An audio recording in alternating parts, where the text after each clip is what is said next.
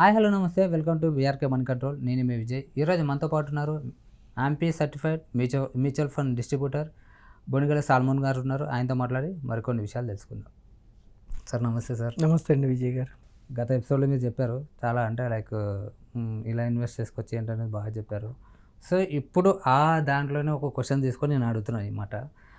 So invest చేసుకునే వరకు బాగుంది సార్, దీంట్లో రిస్క్ ఉంటుంది అంటారా?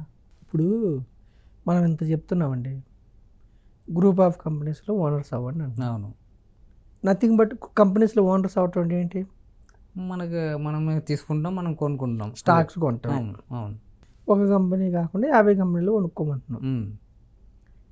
మరి గ్రూప్ ఆఫ్ కంపెనీస్లో డబ్బులు వస్తే అందరూ మన దేశంలో ప్రజలందరూ గ్రూప్ ఆఫ్ కంపెనీస్లో పెడతారు కదా. నిజంగా అది మాత్రం వాస్తవమే కదా. ఎందుకు పెట్టట్లేదు? డౌట్. గ్రూప్ ఆఫ్ కంపెనీలో డబ్బులు వస్తాయన్నది వాస్తవం, డబ్బులు పోతాయి అనేది కూడా వాస్తవం. అది ముందు అదే అనమాట. ఇప్పుడు ఎస్బీఐ బ్యాంక్లో మన అందరికీ ఎస్బీఐ బ్యాంకులో అకౌంట్లు ఉన్నాయి. 50-60 కోట్ల మందికి ఉన్నాయి. అవును. మనందరం ఏం చేస్తాం? మన దగ్గర డబ్బులు ఉంటే 10 లక్షలు కానీ 20 లక్షలు కానీ అయితే SBI bank, HDFC bank, ICICI bank, Kotak, ఒక 5-6 పెద్ద బ్యాంకులు ఉన్నాయి. అందులో డబ్బు దాచుకుంటాం ఎవరైనా మన దేశ ప్రజలు. అవును. మనం డబ్బు అందులో దాచుకుంటాం కానీ ఆ కంపెనీలో షేర్ కొనుక్కోం. తెలియక కొనుక్కోవచ్చు ఇక్కడ. కొంతమంది తెలియక కొనుక్కోరు. ఆ కంపెనీలు డిపాజిట్ చేస్తే వడ్డీ ఇస్తే మనకి ఇబ్బంది లేదా అని మనకు తెలుసు. అవును. మనం నమ్ముతున్నాం ఆ బ్యాంకుల్ని. అవును. మరి ఆ బ్యాంకులో షేర్లు కొనట్లేదు. కొంతమంది తెలియక కొనట్లేదు, కొంతమంది తెలిసి కూడా కొనట్లేదు. ఎందుకంటారు? అదే రిస్క్ ఉంటుంది కాబట్టి. రైట్. మీరు ఆ కంపెనీ ఇప్పుడు ఎస్బీఐ బ్యాంక్ షేరే కొన్నారు, ఒక 700 ఉందనుకోండి. మీరు 10 లక్షలు పెట్టి డిపాజిట్ చేస్తే సంవత్సరం తిరిగే వరకే 7% వడ్డీ ఇస్తాడు. ఇక్కడ సంవత్సరం తిరిగిన తర్వాత 700 షేరు 500 కూడా కావచ్చు. అంటే సంవత్సరం తర్వాత మీ డబ్బులు 7% పెరగకపోగా షేర్లు కొన్నప్పుడు నష్టం కూడా రావచ్చు. ఓకే. అంటే అది అన్ని సందర్భాల్లో ఉంటుందా సార్ రిస్క్? అన్ని సందర్భాల్లో రిస్క్ ఉంటుంది. తగ్గొచ్చు, ప్రాఫిట్ రావచ్చు. ఓకే. రిస్క్ స్టాక్ అంటేనే రిస్క్, షేర్ అంటేనే రిస్క్, ఈక్విటీ మ్యూచువల్ ఫండ్స్ అంటేనే రిస్క్. ఓకే. అందుకే మన భారతదేశంలో 140 కోట్ల మంది ప్రజలుంటే కేవలం ఒక 10 కోట్ల మంది మాత్రమే ఇన్వెస్ట్, సుమారుగా చెప్తున్నాను, ఈక్విటీ మ్యూచువల్ ఫండ్స్ కానీ ఈక్విటీస్లో కానీ ఓకే ఇన్వెస్ట్ చేస్తున్నారు. రైట్. ఎందుకు? డబ్బులు రావచ్చు. అయితే ఇప్పుడు ఎస్బీఐ బ్యాంకులో మీరు షేర్లు కొన్నారు, అయితే మీరు కోటీశ్వరుడు అవ్వచ్చు. ఆ బ్యాంకు దివాలా తీస్తే ఆ బ్యాంకుకి అప్పులు తీసుకున్న వాళ్ళు ఎగ్గొట్టారనుకోండి, ఆ బ్యాంకుకి నష్టాలు వచ్చింది అనుకోండి, షేర్ వాల్యూ ఏమైంది? తగ్గుతుంది. ఎస్ బ్యాంక్ ఏమైంది? ఒకప్పుడు ఎస్ బ్యాంకు బాగా పోటీ పడిన బ్యాంకు ఎస్బీఐతో. ఈరోజు ఎస్ బ్యాంక్ షేర్ 20 రూపాయలు ఉంది, ఒకప్పుడు 500. ఆర్కామ్, అనిల్ అంబానీ గారు ఆర్కామ్ ఒకప్పుడు 1000 రూపాయలు, ఈరోజు 2-3 రూపాయలు. ఐడియా, చాలా కంపెనీస్ ఉన్నాయి. అంటే కొన్ని కంపెనీస్లో డబ్బులు జీరో కూడా అయిపోతాయి. కొన్ని కంపెనీస్లో 10-15 ఏళ్ళు పెరగవు. ఓకే. మళ్ళీ అప్పుడు ఎలా సార్? పెరగవు. ఓకే. కొన్ని కంపెనీస్ లాభాలు రావు, పెరగవు. కొన్ని కంపెనీస్ నష్టాలు వచ్చి పోతాయి. ఒకవేళ పెరగపోయింది అనుకో సార్, ఇప్పుడు నేను పెరగపోయింది, నేను తీసుకోవాలనుకున్నా, అమౌంట్ తీసుకోవచ్చు. మీకు స్టాక్స్లో ఏంటంటే మీరు ఎప్పుడైనా అమ్ముకోవచ్చు, అయితే రిస్క్ ఉంటుంది. సో అందుకే మనం ఎంత చెప్పినా కానీ ప్రజలకి ఎంత చెప్పినా వాళ్ళకి తెలుసు, ప్రజలకు తెలుసు, ప్రజలకు మంచేదో చెడేదో తెలుసు. ఖచ్చితంగా. స్టాక్ మార్కెట్లో గ్యారంటీ ఉండదు. స్టాక్ మార్కెట్లో మీకు లాభాలు గ్యారంటీ ఉండవు. రైట్. మార్కెట్ని బట్టి ఉంటాయి.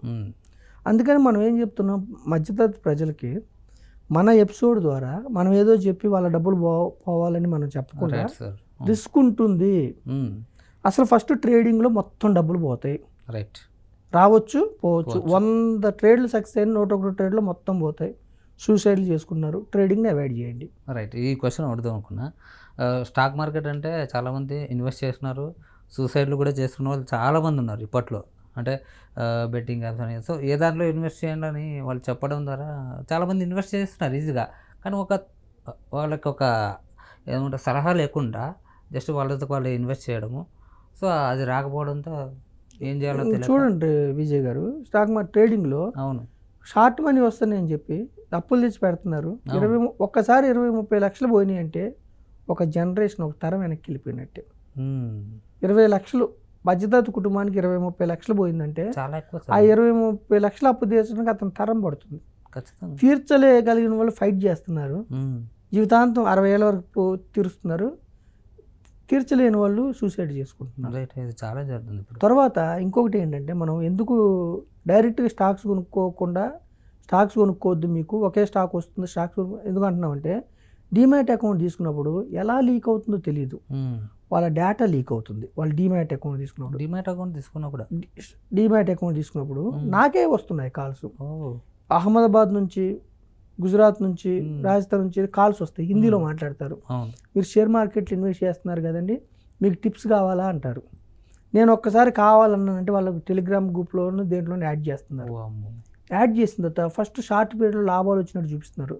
తర్వాత ఎక్కువ పెట్టించి 20 లక్షలు, 30 లక్షలు, 50 లక్షలు పెట్టించిన తర్వాత ఫ్రీజ్ చేసేస్తున్నారు. అంటే లాభాలు వెనక్కి తీసుకు. ప్రతిరోజు నేను పేపర్లో చదువుతున్నా, ప్రతిరోజు సైబర్ నేరాలు. ఇందులో సైబర్ నేరాల్లో ఎక్కువ నష్టపోతుంది ఎవరో తెలుసండి?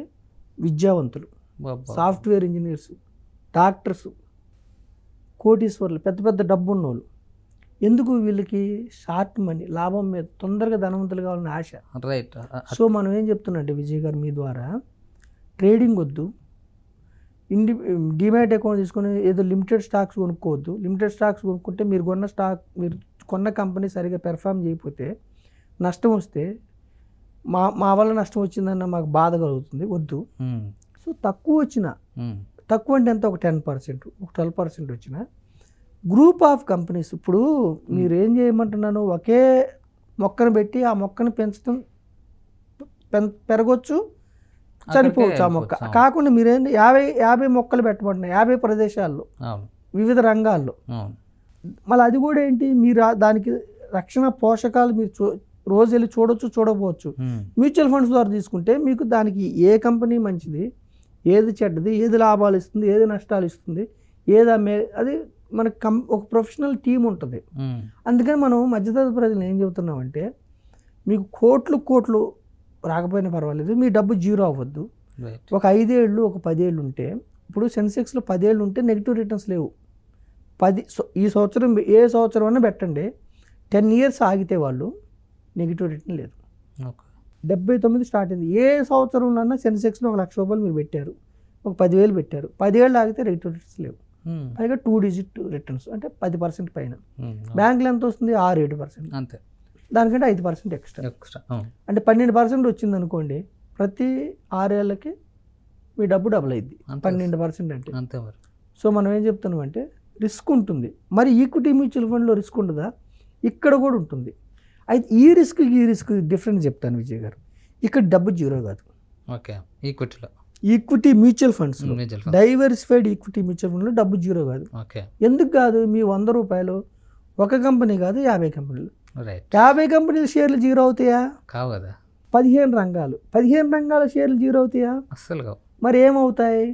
మీ 100 రూపాయలు ఫస్ట్ ఇయర్ 90 అవుతుంది, ఇంకా నష్టం వస్తే 80 అవుతుంది, ఇంకా నష్టం వస్తే 60 అవుతుంది.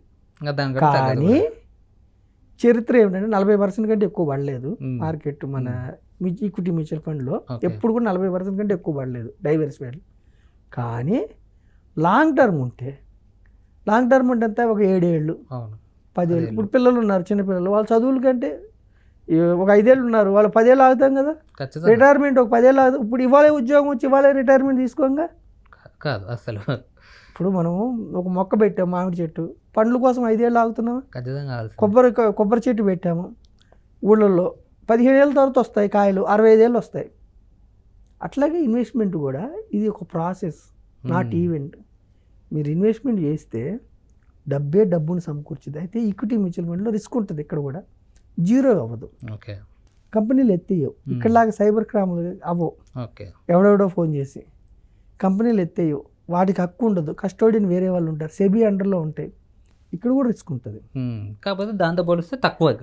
ఇక్కడ రిస్క్ ఉంటుంది, షార్ట్ పీరియడ్ రిస్క్ ఉంటుంది.